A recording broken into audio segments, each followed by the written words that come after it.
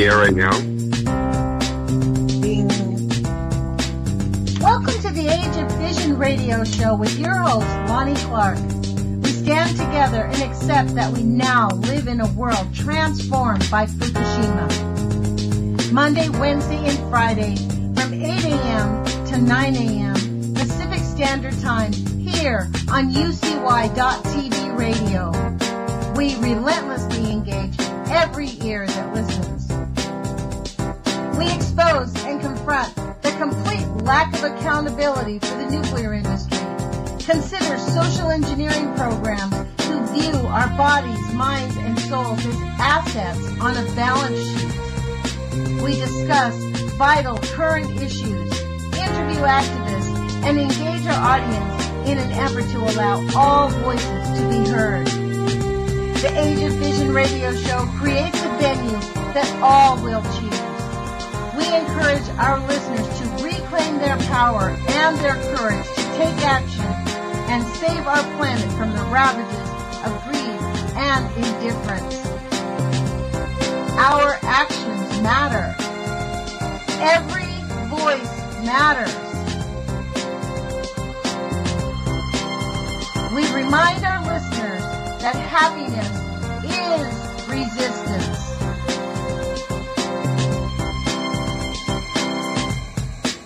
Love is greater than fear.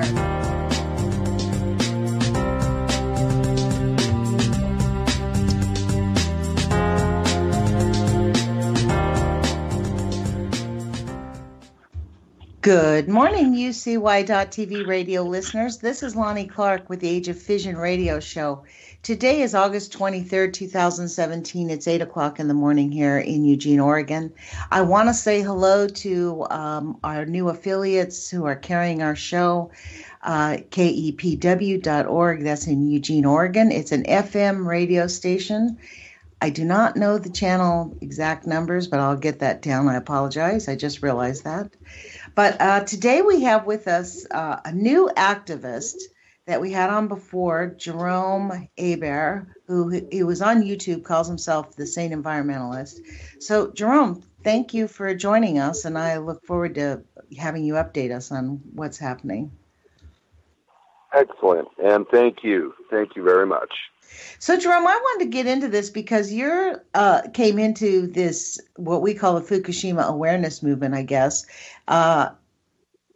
just very recently. What made you wake up in 2011 when Obama came out and said everything's fine, just fine? I believed him until myself. I had a nightmare in 2012. What made you recognize that there was a more grave problem than what we were being told? Well, it was a YouTube video. I believe it was Kevin Blanche on the beach in somewhere in Northern California, Oregon, looking around with a cell phone camera. Really kind of a crappy video, but he's like, look, it's all dead. It's all dead. See? There used to be life everywhere here. Now it's all dead. Fukushima did this. And I'm like, what? Fukushima? You mean that power? I thought that went straight to Google. Oh, my God. And then I realized this is huge. And so I had to literally stop and for 4 to 6 months educate myself about nuclear power plants, fissioning, the whole nuclear process. And I started making videos right after that. And the first video I did on Fukushima is called Fukushima, The Last Event. And that is, at this point, how I feel still. That is the last event. Don't you live, I think, in Fort Collins? Yes. Isn't that really close to the whole... Isn't that the little Rocky Flats area? Isn't that the place where Rocky Flats happened? In fact, I think there's a really good activist in your neighborhood called Kirsten Iverson, I believe. Yes, Rocky Flats was, I would say, 70 miles south of me where I sit, and the Rocky Mountain Arsenal was probably 50 miles south of me where I sit. The Rocky Mountain Arsenal made all of the DDT and all of the chemical weapons, mustard gas, nerve agents, blistering agents, for years for the Army. You know. Do you have a Geiger counter? Yeah, this is a very contaminated. What's that? Do you have a Geiger counter, even a little cheap one? No, I wish I did. Okay, I have a really little cheap one. I think I'm going to send it to you then, because that's awesome. Yeah, because you know what? I know you're sitting by a creek, and as we're sitting here thinking, I remember that you were very close to a nuclear dump site or a nuclear accident. But it made me remember that there are Hope Castor talked about this when she was on our show about, I think it's called ATI here in Albany.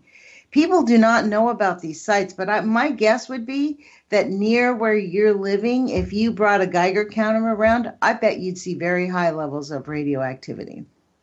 I would be very curious. That is, also the other thing is, counter, we'll do a video just about that. I'll run around all over the place with the Geiger counter like a maniac. Well, this one is really cheap. To be honest, it's not a very good one. It was just a super cheap one I got, and it will register, but it's probably way under. Mimi Gurman made a comment to me that said when you look at those ones, you can probably add 10 at least to those super cheap ones. If you put them together with a one that's a $600 or $700 Geiger counter to one that's like $200, I think that's what this was.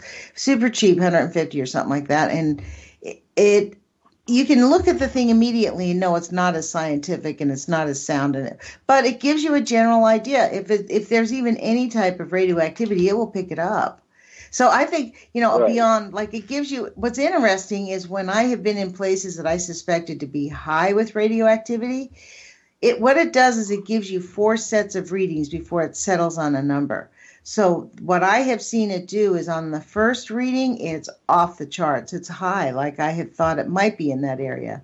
The second 2 readings, it quickly reads a high one and then brings it back down to a low. So it gives me a moderately high number that is below the limit. I have never seen it really be, although I haven't gone near where ATI is in Albany. It's only 60 miles away from here, 50, but I don't particularly really want to go near a nuclear dump site and, where we know there's nuclear pollution just to test it. I did that up at Hanford. And to be honest, when I recognized what I was doing, like I was in full gear with air mask and everything. I was shaking.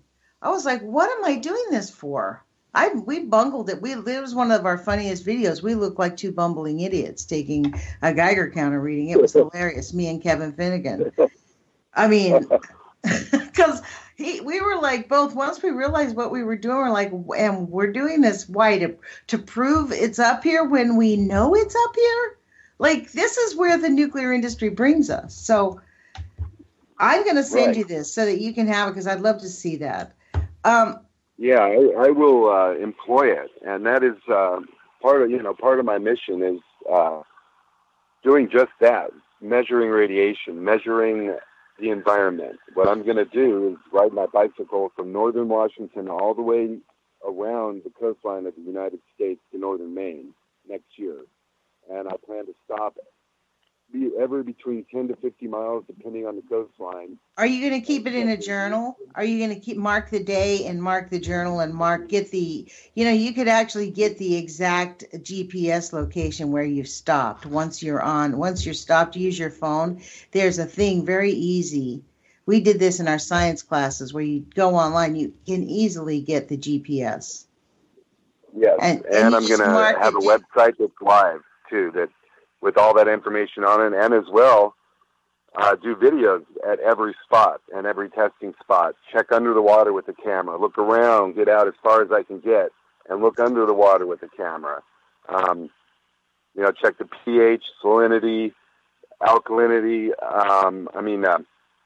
nitrates, phosphates, nitrites in the water, to see what the total dissolved solids are. You know what? You will find that there are nitrates in the water. Period. Of course, but there shouldn't be. Well, shouldn't don't. But you know what? I'll steal this from Brad Yates. Stop shooting on me, because really, there's shoulds don't work, right? Things happen. We're already there. That's the issue. Is we are here already. Yeah. And And so, that's why what I'm are we making going this to do trip. about it? My suggestion is stop lying about it. It's like catching your teenager with the car keys and him saying, I didn't drive the car. Yeah, you did. You're coming in at 2:00 in the morning with the car keys in your hand, dude. Like, for real? And we're just going to let him get away. And I mean, but literally it's worse than that because they threaten people. They murder people. I mean, Hope Castor's been on this show and talked about what's happened to her, Patty Amino. I mean, there are people, when you really stand up to them, they're serious. They're going to make an effort to intimidate you, especially if you're a female, period. Because they are supremacists, white male supremacists mostly. I mean, they're extreme chronological thinkers is what I refer to them as. Chronological. They do not. Yeah, there's two different sorts of earthbound thinking processes. You have the chronological, which deals with here and now and money and time and what time is it, and it's time to go to work, and it's time to live, and it's time to die, time to get married. And then you have geologic, which is what's going to happen in 1,000 years. Okay, looking down the road, what are the consequences? That kind of thinking. Well, if they would have employed that geologic thought process at the beginning, they would have said, we're going to end up with millions of tons of spent fuel bundles, which will be radioactive for thousands of years. This isn't smart. We have no way to work with that. We can't do that. So therefore, we can't build nuclear power plants. But that is geologic thinking. That is what is not happening. These people think here and now. They don't care who they hurt, as long as they're okay. I think that they have wishful thinking, Jerome. I think they believe that, yes, there is a certain downside to it, but we are getting smarter and smarter. We have created AI. I don't know if you listen to Jules' show, but I tell people to listen to what she reports on First Cup, before the First Cup, the show right before mine. I think that they believe in wishful thinking, that they're going to create a solution. And yes, we are swimming. I mean, I don't know, but we've talked about it almost every day on this show this week, is that John Oliver video. Everybody I know is mentioning it. John Oliver finally made a video about the nuclear waste catastrophe that we have. We have like football fields of nuclear waste and counting. I'm amazed by that. That is complete anti-propaganda. I can't believe it. 20 minutes, 18 minutes long on this John video. Oliver. But you know what's interesting? It's normalizing it. We're like, oh yeah, we've got nuclear waste. Oh, now what? We're not going to do anything about it. Everything he says is absolutely true. It's complete insanity how we're ignoring it and pretending like it's not causing problems to our kids, to our environment. I mean, and I hope that you have found a way to take the time to call your elected officials, even if you're not registered to vote. We have to call and stop that. We have to call HR. We have to stop HR 3053. It comes up in September, and we have to diligently call. We can't just keep calling once. We have to call them every couple of weeks and remind them, if this bill comes up, the Nuclear Waste Policy Amendment Act, we want you to vote no, because it gives up our air rights, our water rights. The federal water rights are going to be given up. We deregulate and make unnecessary the need for environmental impact reports. We're selling our nuclear waste to private industry, and they are responsible and can do what they want, on top of the federal government losing its federal water rights. So that means they can dump the nuclear waste into the water with impunity. Exactly. You want to talk about water protectors? I hope you bring this up with every water protector, because this is going to be voted on in September sometime. They're planning on doing it. It's part of the tax cut, saving the taxpayers money. That's why they put Rick Perry as the head of the DOE, because he certainly will gut it. He has no problem cutting out all the programs. Just like Rex Tillerson came in and gutted this, Department of what's that office at Tillerson? The State Department. Right. I mean, I think they got rid of 400 offices. That's a lot of offices. This is a very interesting thing, okay? And the reason that this bill exists, and I'm not in support of this in any way, don't get me wrong, but the reason this bill exists is because now we are at that point where we have to start thinking geologically, because chronologically we're having issues. Does that make sense to you? In the here and now, we're having issues. Okay. Well, it's our only option is to think long term. So we have to start thinking long term about that. And this is their weak attempt at that. But what it represents more than that is that this is the last death knells of the nuclear industry. Desperately, the government is they're trying to dump them. They're like, you figure it out, guys. You made those things. You're the ones that fission the rods in the first place. That's the way and so the government's trying to dump it back on the nuclear industry, and the nuclear industry just can't afford that. Nuclear power is too expensive. I think you're right. The United States government is trying to get out of the liability it created. We have this nuclear waste because the United States government decided. Well, they want it. We're not talking about just the bombs. We're talking about the nuclear plants, the nuclear power plants. Agreed. This was the Department of Energy. Think about the evolution of that, though, Lonnie. They wanted bombs. Okay, we're building bomb fuel, and boy, this is expensive. And then those one guys, remember, there's a famous picture of they got 4 light bulbs dangling over their head. It's like, hey, we can make electricity and bombs at the same time. Exactly. Really? And then we can make, let's build those everywhere. This is the point here about this Nuclear Waste Policy Amendment Act. They are going to shift the liability, give it to private industry, who we know will dump it into the water. And it is going to cause catastrophic health effects that are going to impact the government because people can't work. You can't have a successful country when people are sick. This is and the financial cost. I mean, drop, this is the issue. That is what is happening. The government wants these tax cuts for the rich, and they're going to dig them out somewhere. And this is one of the ways, because they know people do not pay attention to nuclear. They get all, I can't deal with it. And especially because of Fukushima, it's almost, you can't really talk to people about what's going on with nuclear since Fukushima. I remember Louisa Hamachek talking to me about Hanford. Dr. Caldecott came here to Portland, Oregon, and I did not go up and see her. I didn't shut down the show. Her. I wish I had gone to see her, but I stayed and worked because it was 2 days before the filing deadline, and I had tons of work to do. I didn't really have an option for me. I mean, to be honest, that was like being a good little slave, but I wish I had decided to break out of the box a bit. I wonder, this is the thing. This is why I wanted to have you on my show, Jerome, because you've broken out of the box. Whatever your cycle of life was, when you realized what was going on, you were like, oh my God. You know what I mean? There was a shift. I realized what was going on, and I realized that the propaganda has completely silenced any sort of the voice of the people. And the propaganda, as you said, started with dudes in the White House going, everything's fine, nothing to see here, you're tired, sit down, relax, guy, relax. Okay?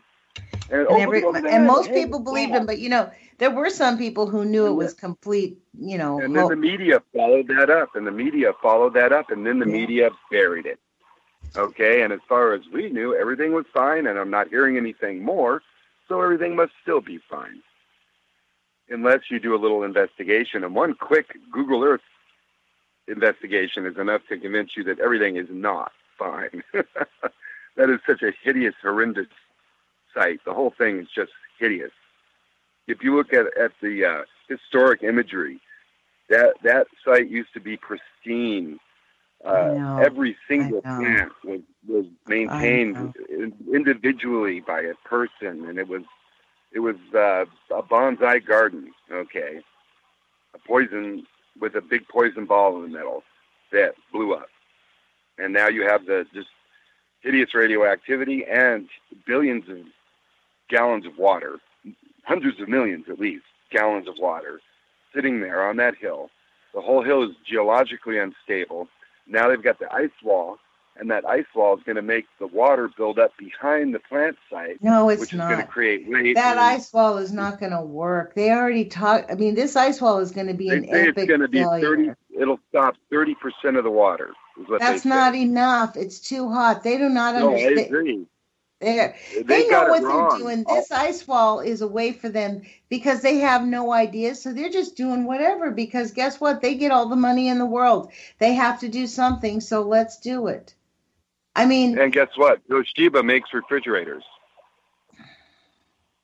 They're thinking, hey, if this works, and we could sell it to other power plants that have problems like this. That's what they're thinking. It's not going to work. Chronologically, That's they're not ridiculous. thinking too logically. This is just kicking, like Kevin Blanche says, it's kicking the can down the road, kicking the can down the road. They know that they haven't got a freaking clue. They know that they do not know what they're doing. Look at, they just barely got one tiny little robot to finally go through there for a little while. That's the interesting thing. And then the big news is, ooh, we see melted molten fuel, and there's a whole bunch of it missing. I wonder where it went. Like, really? I mean, as if that's news. We saw where it went. It blew up. 3 of them happened to have blown up.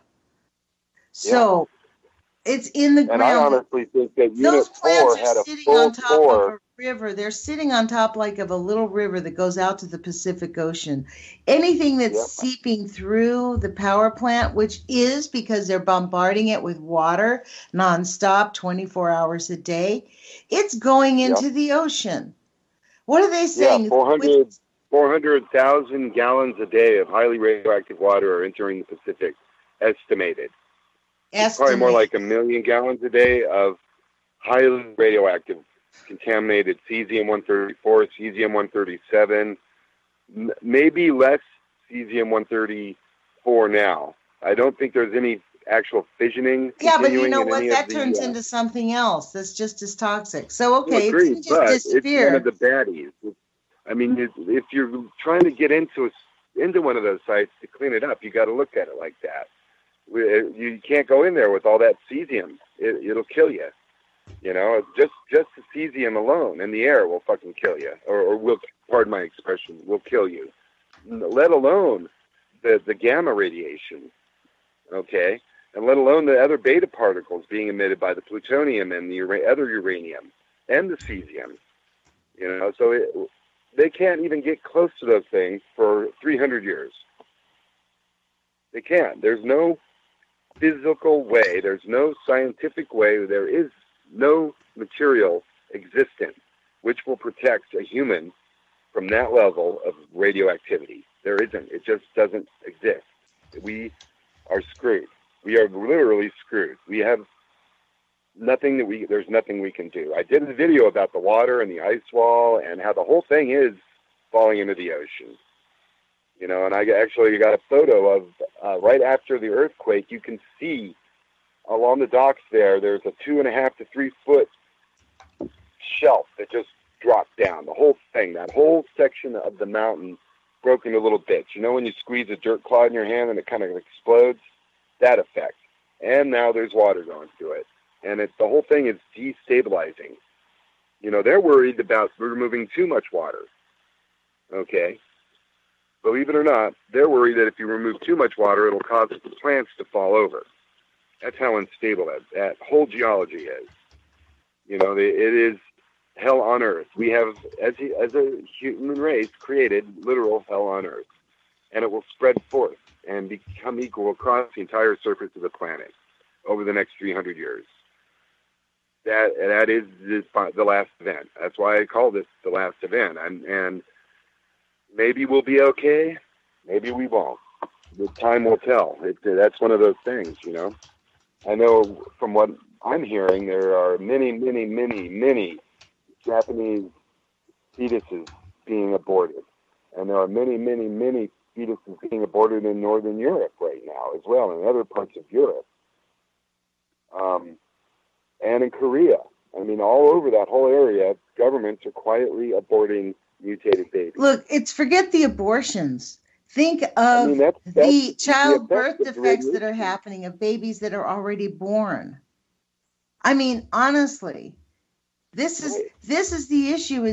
And it's just now, and it's actually being caused probably by Chernobyl, less by Fukushima now. And Fukushima probably just added to the Chernobyl effect. You know what I mean? But because Chernobyl is now coming into its fourth and fifth generations, and the birth effects are beginning to be seen now. Right. There you go. There you go. By the time you figure out you got a problem, it's too late genetically. Once you do enough genetic damage and you remove an organism's ability to effectively reproduce, then you have basically taken that species out, period. We'll be one of the first species to die because we are so complex that we won't be able to reproduce anymore. Does that make sense? We have the most that is complex exactly DNA what on it this does. planet. I mean, you want to know what barium, cesium-137. All the tritium that they're ignoring. Listen to like, what tritium? cesium-137 turns into. 137 lasts 27 and a half years, though. 134, I think, is like 2.5 years, or it's the other way around. Let me see. Because I pulled up 137 barium.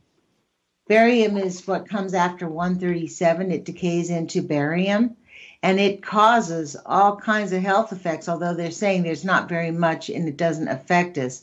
But it increases your blood pressure, heart rhythms change, stomach irritation, muscle weakness, changes in nerve reflex, swelling of the brain and liver, kidney, and heart damage. There you go. Right. Wow. And that's why. So, look, so this is the thing. You and I, it's pretty obvious we're not the scientific type, although it seems like you're more of a self-learner on the science and you seem to grasp it better than I. As you go across the country, what made you pick the destinations? Because I'm wondering, like, where you're going to test in. Have you figured out the cities? Jerome, I cannot hear you. You sound very, very far. Okay, how's that? That's way Maybe better. the phone is okay. Is this okay? Mm-hmm. Good. Perfect. I'm going to start at Cape Flattery, Washington, in the Cape Flattery National Park there. Along the northern Washington and Oregon coast, there are a lot of cliffs. And so it's going to be really hard to get to the beach. I may have to do, but that's the area that I should be testing the most. The reason being that's where the plume from Fukushima came across. You know, and I want to confirm. I want to confirm these tide pools are dead or alive. I want to confirm the radioactivity present. I want to confirm these things for myself. Well, how big of an area along the coast are you going to go? The entire coastline. From the where whole thing. I'm going to from Cape Flattery, Washington, all the way down and around, back up to northern Maine. There's a University of Maine campus in an unpronounceable town. Wait a minute, you're going across the country? But what do you mean down the coastline? No, I'm going around the country. How? On my bicycle. Yeah, but how are you going to go? Like by water, by the rivers? I'm going to ride my bicycle probably a lot on Highway 1 or along trails that are next to the beach. I'll stay as close to the water as I can. Wait a minute. I'm a little confused on the geography, obviously. This is my big question. I thought you were saying Maine on the East Coast. Maine, M-A-I-N-E. I was. So how can you get, I'm really confused. You're going to drive all the way down from the top of Washington, down the south coast all the way to the coast of California, and then around Texas? And then across Texas and start again at Brownsville, go around the Gulf all the way to Miami, jump across, check out the Everglades, jump across, and then go up the East Coast all the way up the East Coast. And the whole way I'm going to test the water, air, and soil as I go and document, take photographs, upload them. So how do you plan on getting through the desert in southern Mexico and all the desert areas down there? I'm probably going to put my bike on a bus and just bus across. Idea. Or maybe one of my viewers, at that point, by the time I get to Texas or to where I need to go to Texas, I'm going to have I wouldn't be surprised if I have 20 people riding with me. Okay, this is the kind of event that has to turn into. This has to turn into an event where the media picks it up. Okay, and they go, "Wow, look at this," you know. It's interesting. Look at the test results, and then there's this website with the test results. That's how you open eyes. That's you have to. Well, after like 5 or 6 cities, it'll be interesting. And in truth, you have to really do extreme, deliberate acts. And this is the most extreme, deliberate act that I could contemplate or think of. Okay, so now I'm beginning to sound like Michael from Primer Time. So if you start getting really positive, high levels of radioactivity, and you go to the coast and you're actually beginning to see not that many tide pools, you see some, but not a lot, and you fall upon a bunch of dead animals and, birds or seals or even a whale, which is a probability, and you're making a video of it, and you do that consistently going from Washington. How far down the coast in California do you think you're going to have to start protecting yourself at night or finding a different way than sleeping out in the middle of camping as you're planning on doing? Because you need to listen to what happened to Hope Castor on my previous shows. They are serious about it if you threaten them. I mean, as serious as for real. Patty Amino's brakes were cut. You know what I mean? Her who? Her brakes, her brake line was snipped. Now, we're not saying there's no proof the nuclear industry did it, but at the time they were both very actively engaged against and were speaking out. So I'm just suggesting that you might want to think about your own personal safety. If the results start coming out positive, you need to plan for that, because the fact is you're expecting them to come out somewhat positive. It may not be positive on every single site that you test, but the reason you're doing it is because it's catastrophic, right?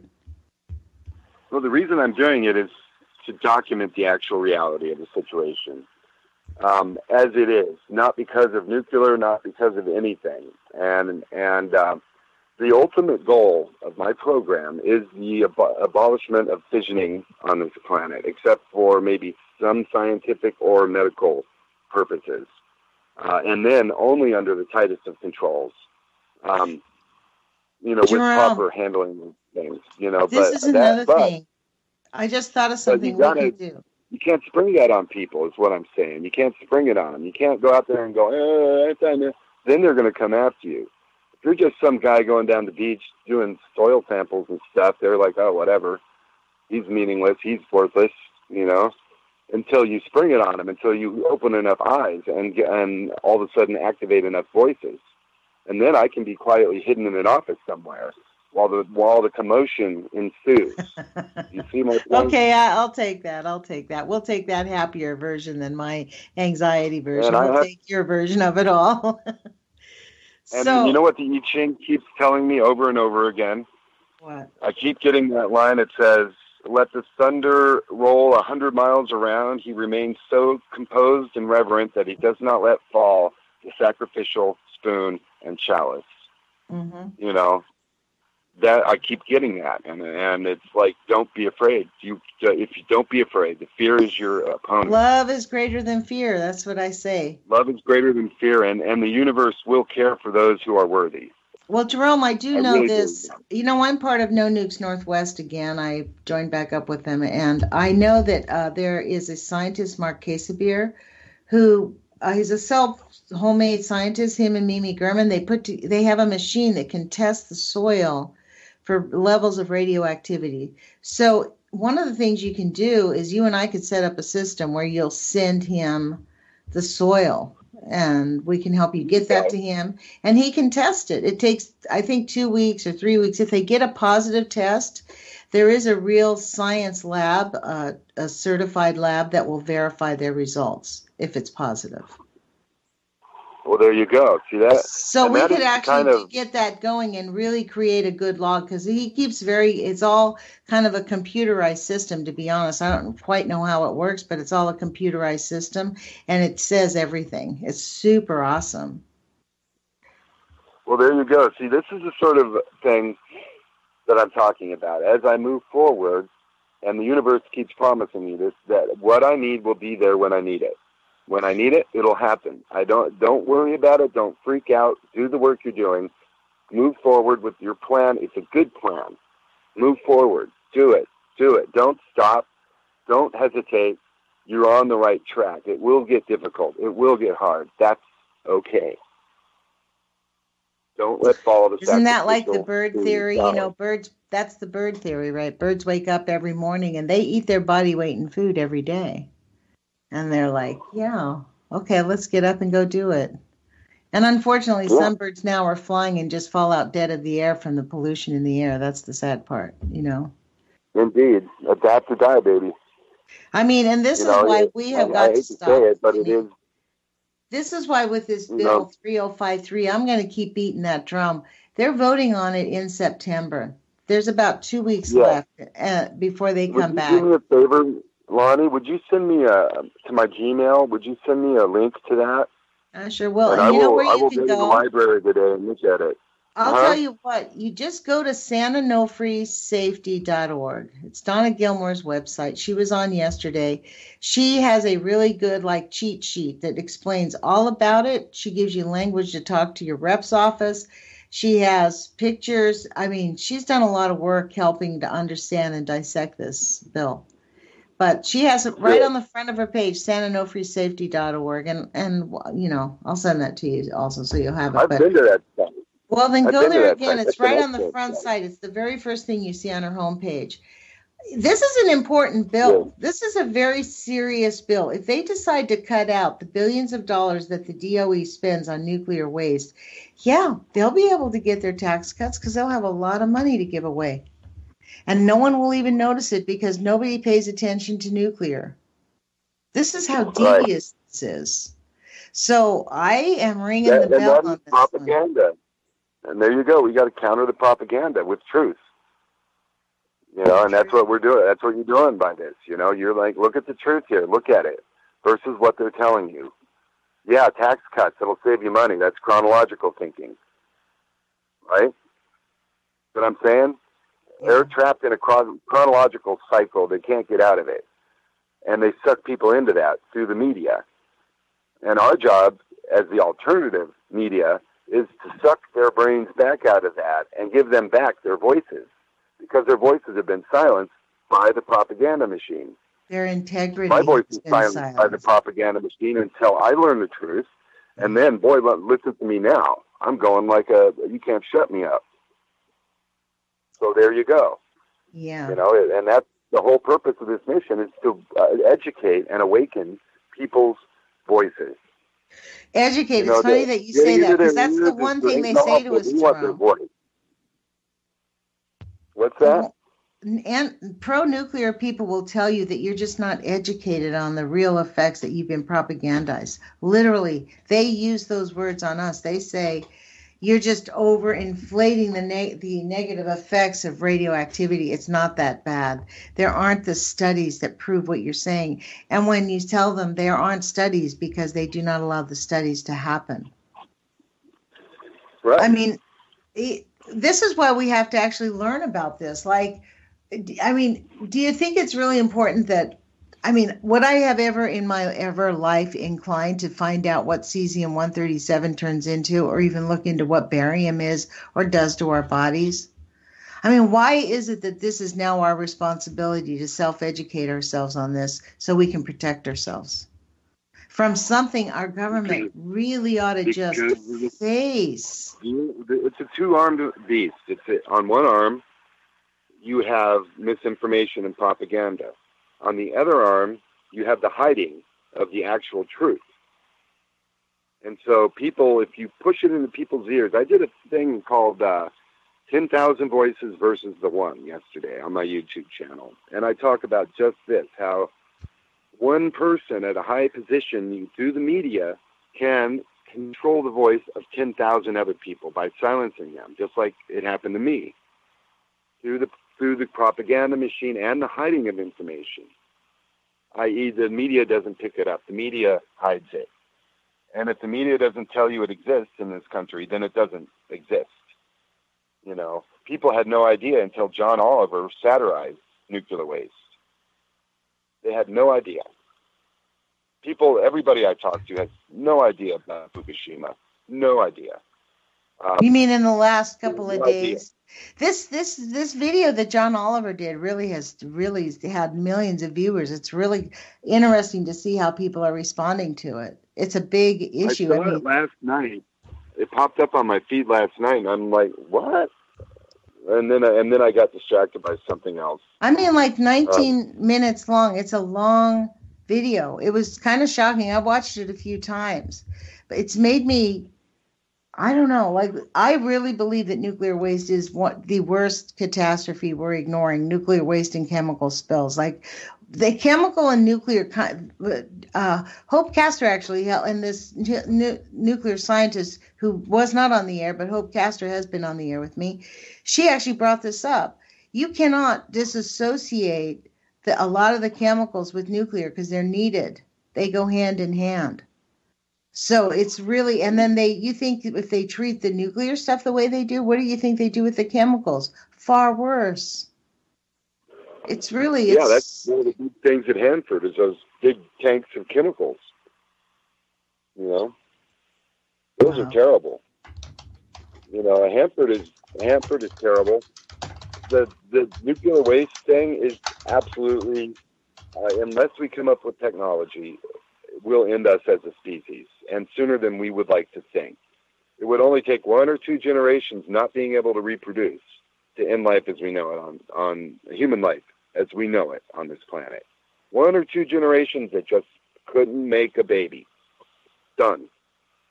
Then the other ones that still may be able to make a baby, their eggs and stuff are old and now infertile and now radiated as well because it bioaccumulates. So it takes very little to take out the highest organism, okay?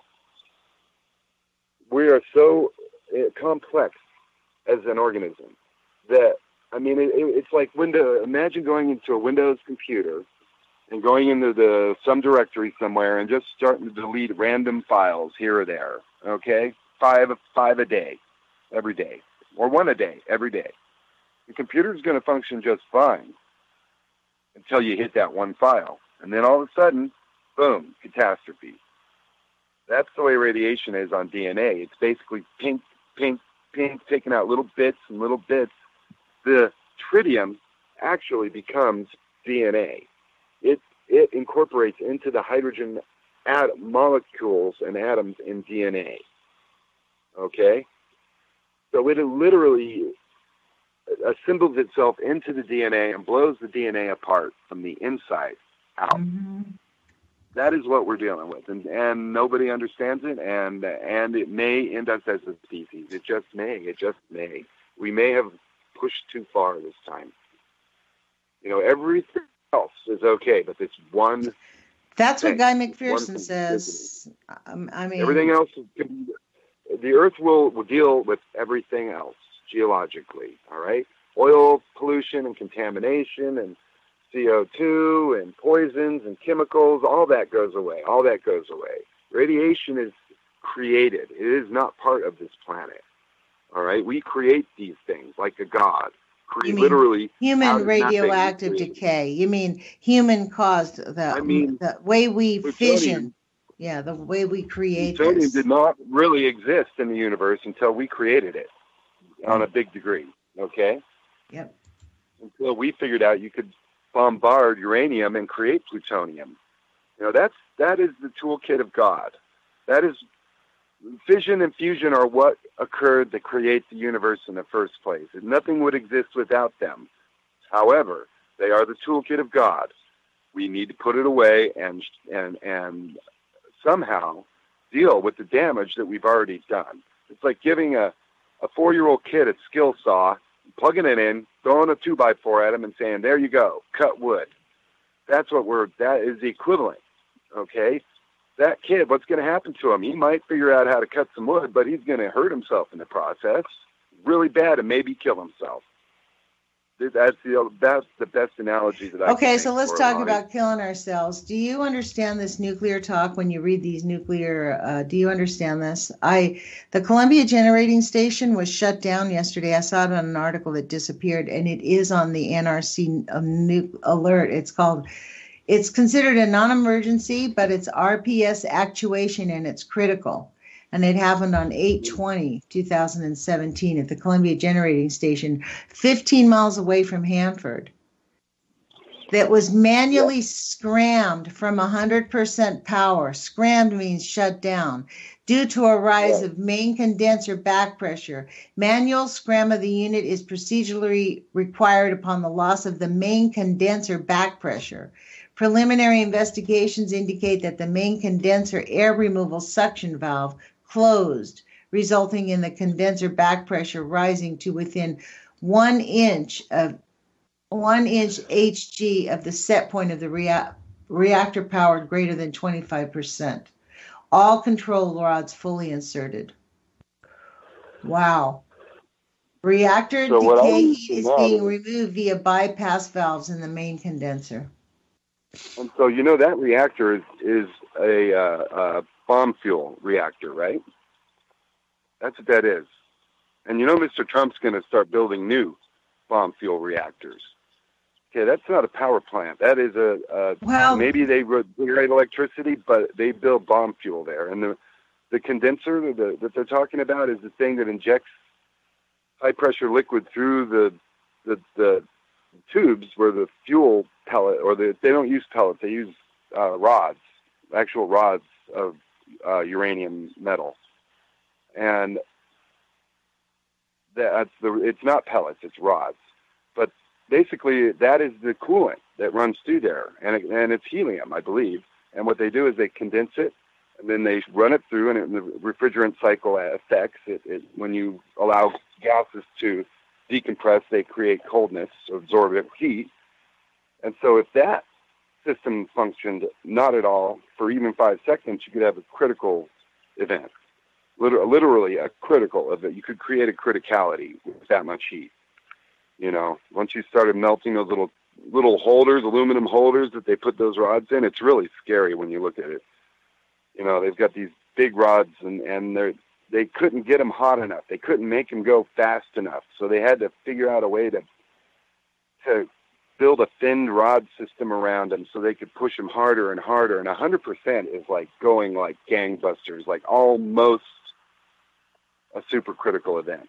That's how hard they push that reactor. And so, if you lose your cooling, you could have a critical event very quickly there. I.e., boom, nuclear bomb.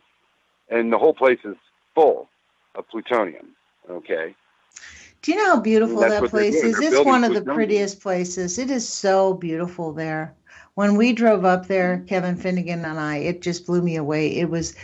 You're driving through and you're thinking, how can our government have done this to this area? It is just breathtakingly beautiful up there. It's not just ordinary landscape. You're driving through Boring, Oregon. You know what I mean? It's magnificent. It's really right on the mouth of the Columbia River. It is so beautiful. It's unbelievable. And then you get out into the desert, and even the desert is pretty out there. It's like, I was really...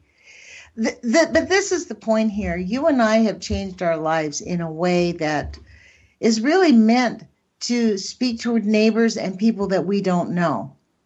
Because the public needs to get actively engaged in understanding how close we are to being too far. We may even be beyond that, but my feeling is we need to face wherever it is that we're at and stop doing it.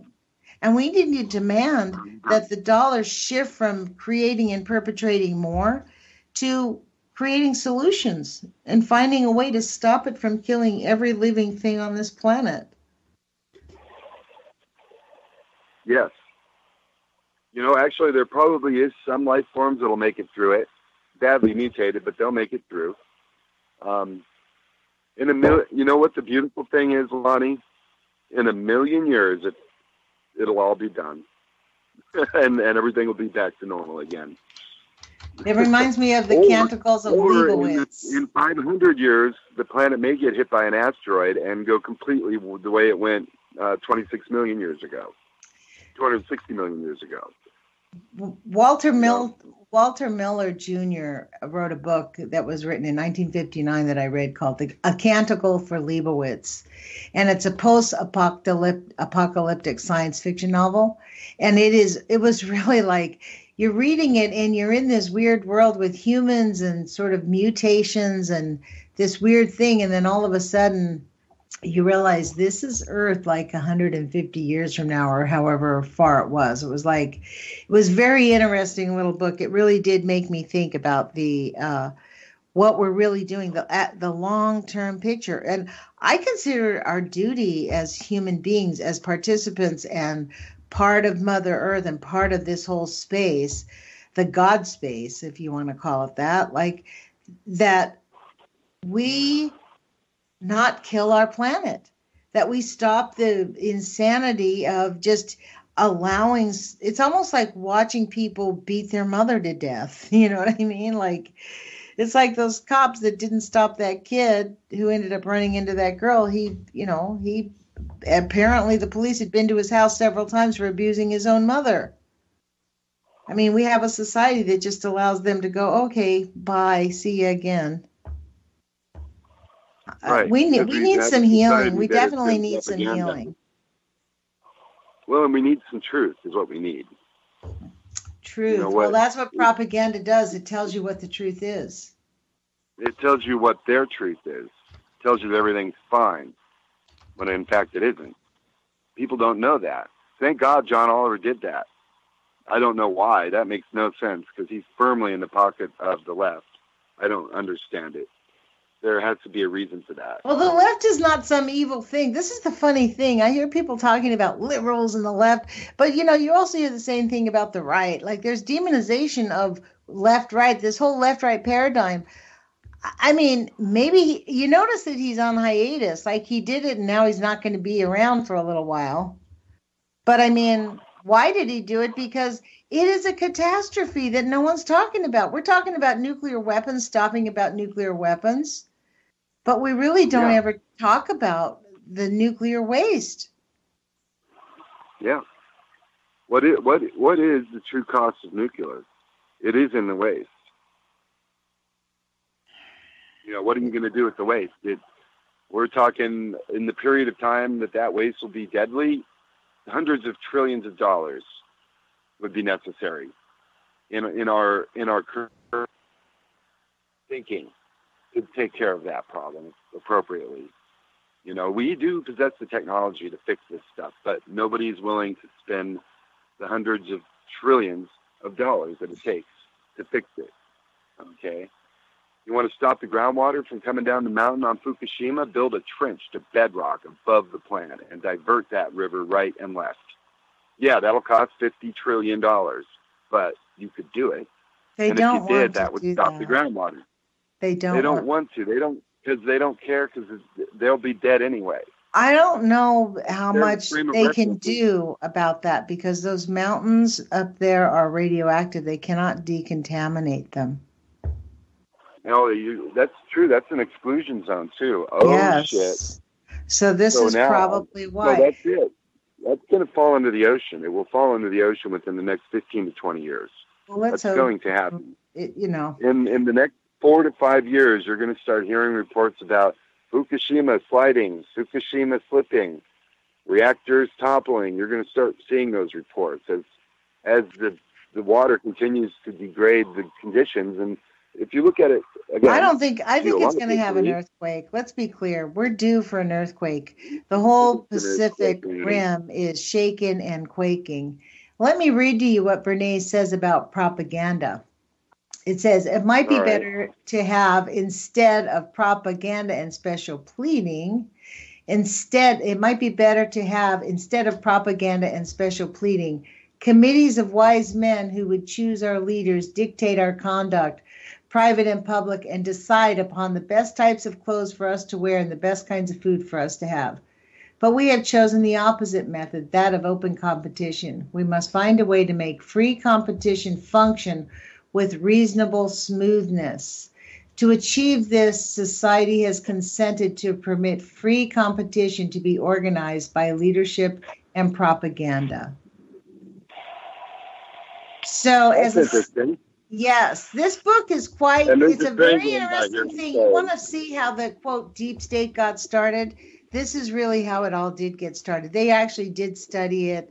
There's a, this isn't all by accident that we've ended up like this. And I am just dumbfounded by the level of,